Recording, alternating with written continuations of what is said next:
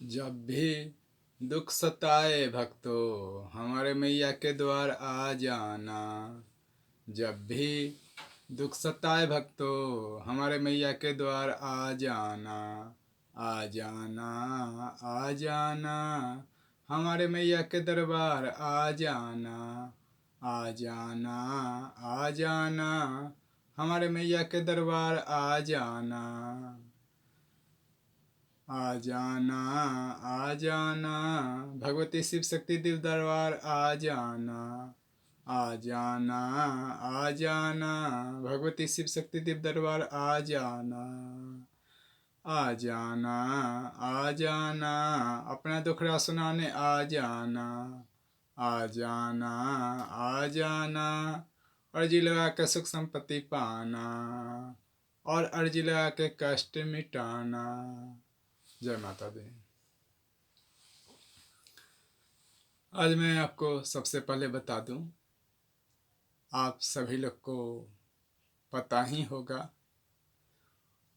भगवती शिव शक्ति देव दरबार जहां नवरात्रि काल 15 दिन मनाई जाती है।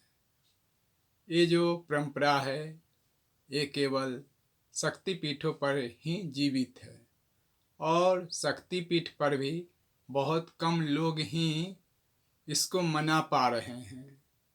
जितने भी भारत में शक्ति पीठ हैं उन शक्ति पीठों पर अमावस्या और प्रतिपदा की संधि में भगवती माँ का महास्नान होता है और उसी दिन से ही नवरात्र प्रारंभ हो जाते हैं।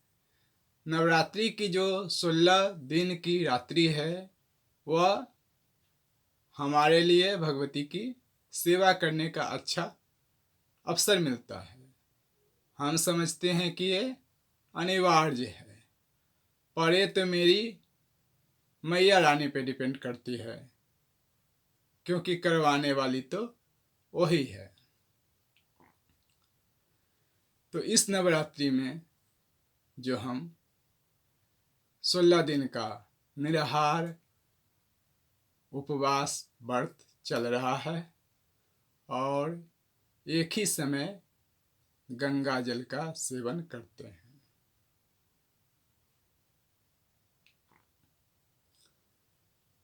तो माँ की भक्ति करना साधक, साधु, सन्यासी और परंपरा के लिए आवश्यक है, अत्यंत आवश्यक है, अति आवश्यक है। उसी से हमारा और राष्ट्र का कल्याण हो सकता है। वैसे नवरात्रि तो 9 दिन की रात्रि होती है सामान्य लोगों के लिए,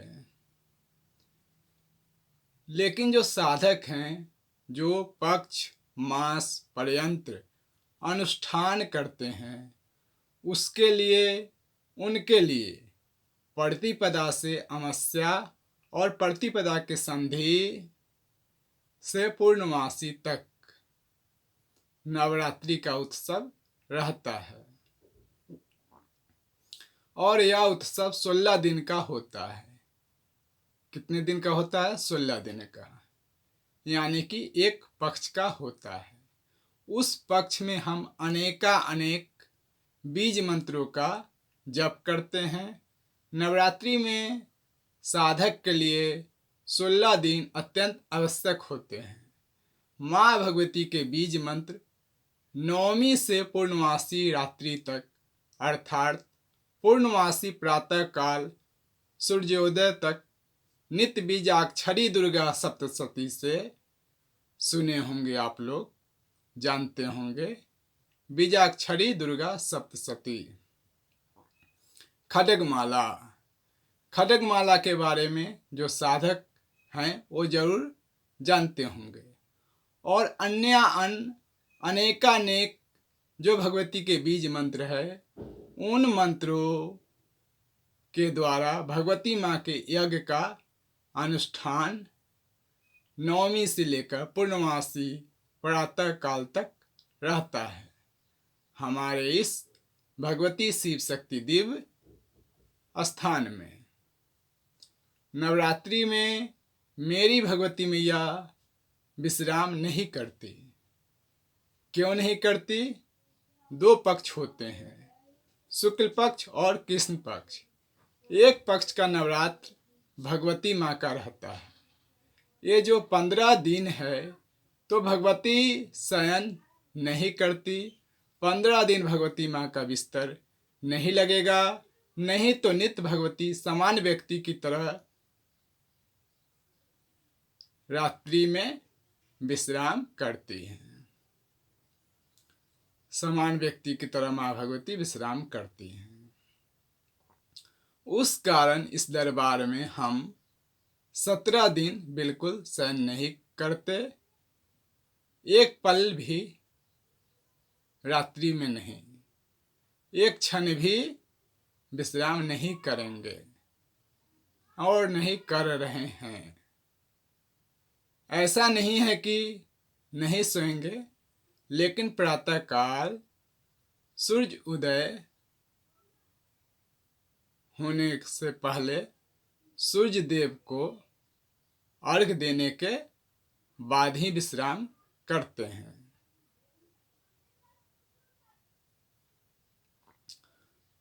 तो आपको इस नवरात्रि में नवरात्र के बारे में कुछ विशेष जानकारी दे दूं।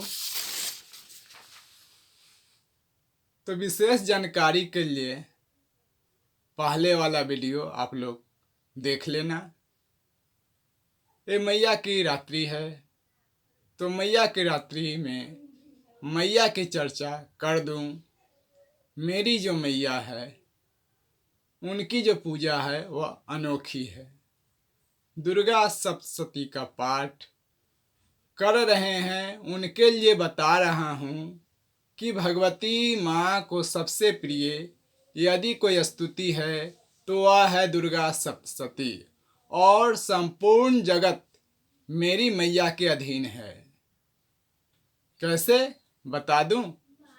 मंत्र के प्रति श्रद्धा के साथ साथ ज्ञान की भी आवश्यकता होती है।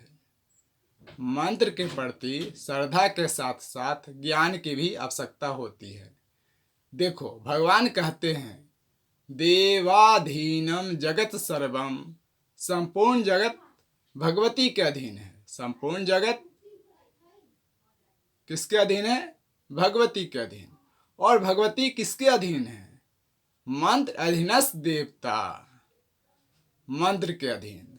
हम सब जो रात्रि पर्यंत भगवती को मंत्र सुनाते हैं वो इसलिए सुनाते हैं कि भगवती किसी व्यक्ति के अधीन नहीं है, मंत्र के अधीन है। और वह मंत्र जो कर्म कांड के लोग हैं, जो जप के प्रति श्रद्धा रखते हैं, जो जप के प्रति निष्ठा रखते हैं, जो जप के प्रति विश्वास रखते हैं, जो जप के प्रति दृढ़ संकल्पित रहते हैं, मंत्र उसके अधीन रहता है। मंत्र किसके अधीन रहता है? उसके अधीन रहता है। भगवान को अपने भक्तों से प्रेम कैसे रहता है? तो जो भगवान का जो भक्त होते हैं वह अपना सब कुछ समर्पित कर देता है, अपनी संपूर्ण संपदा को भगवान के चरणों में। ईश्वर तभी उससे मिलता है, ईश्वर तभी उससे मिलता है। नहीं तो ईश्वर बड़े बड़े सेठों से मिलता, फकीरों से नहीं मिलता, मुझ फकीर से नहीं मिलता, जो झोपड़ी में रहने वाले संतों से नहीं मिलता। वो तो महल में रहने वाले बड़े बड़े सेठ साहूकारों से ईश्वर मिलता, लेकिन कभी उनसे न मिल करके झोपड़ी में रहने वाले संतों से, फकीरों से और भक्तों से भगवान मिलते हैं। ऐसा आप लोगों ने भी देखा होगा। साधु संत कभी दिमाग से बात नहीं करता। दिमाग से बात करने वाले वो लोग होते हैं जो दिमाग से काम लेता हो। साधु कभी दिमाग से नहीं, दिल से काम लेता है। दिल और दिमाग में बहुत बड़ा अंतर है, सोचोगे तो मालूम चलेगा। साधु के पास दिमाग कम ही होते हैं, तभी तो वह साधु बन पाता है। ईश्वर ने कहा है, जो दिमाग से हमें चाहता है मैं उससे कभी नहीं मिलता हूँ, जो मुझे दिल से चाहता है मैं उससे हर पल मिलता हूँ। और बता दूं, दुर्गा सप्तशती की रचना कैसे हुई है। तो दुर्गा सप्तशती में 700 श्लोक हैं। मार्कंडेय ऋषि ने दुर्गा सप्तशती को लिखे हैं। कहाँ पे लिखे हैं वो भी बता दूं। मार्कंड पर्वत महाराष्ट्र में पड़ता है। नासिक से 75 किलोमीटर दूर एक सप्तश्रृंगी अर्धपीठ है, आदि पीठ है। वहाँ से लगभग 8 किलोमीटर ऊपर पहाड़ पर मार्कंडेय ऋषि ने दुर्गा सप्तशती को लिखा है, वैवस्वत मनमंत्र में। और दुर्गा सप्तशती जो है वह मेरी रक्त मैया है। मार्कंडेय ऋषि ने दुर्गा सप्तशती को लिखा वैवस्वत मनमंत्र में।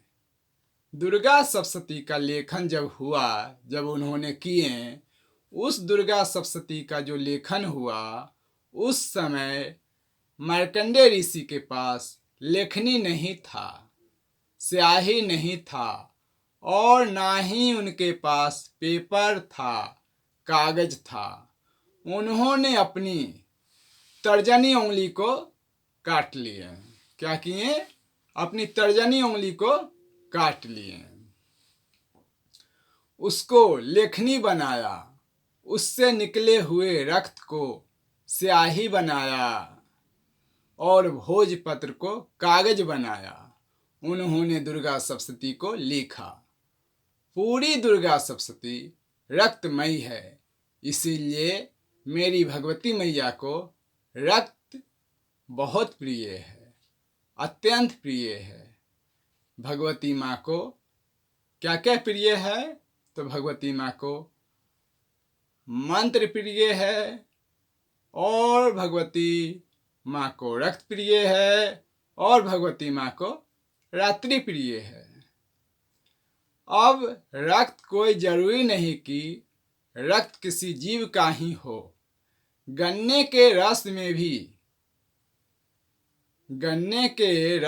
भी केवल थोड़ी सी रोड़ी और बेलपत्र डाल दिया जाए तो उसको भी रक्त की संज्ञा दी जाती है।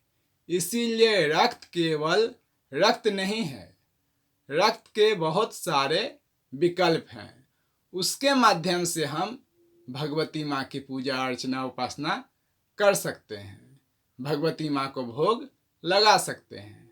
अनार के रस को भी रक्त की संज्ञा दी जाती है। दूध में यदि शंकरा डाल दिया जाए, मिश्री डाल दिया जाए और हल्की सी रोड़ी डाल दिया जाए तो दूध को भी रक्त की संज्ञा मानी गई है। भगवती माँ की समान पूजा विधि क्या है? तो सबसे पहले हम लोगों को संकल्प करना चाहिए, क्योंकि संकल्प ही सिद्धि है। क्या है? संकल्प ही सिद्धि है। सिद्धि का स्वरूप क्या है?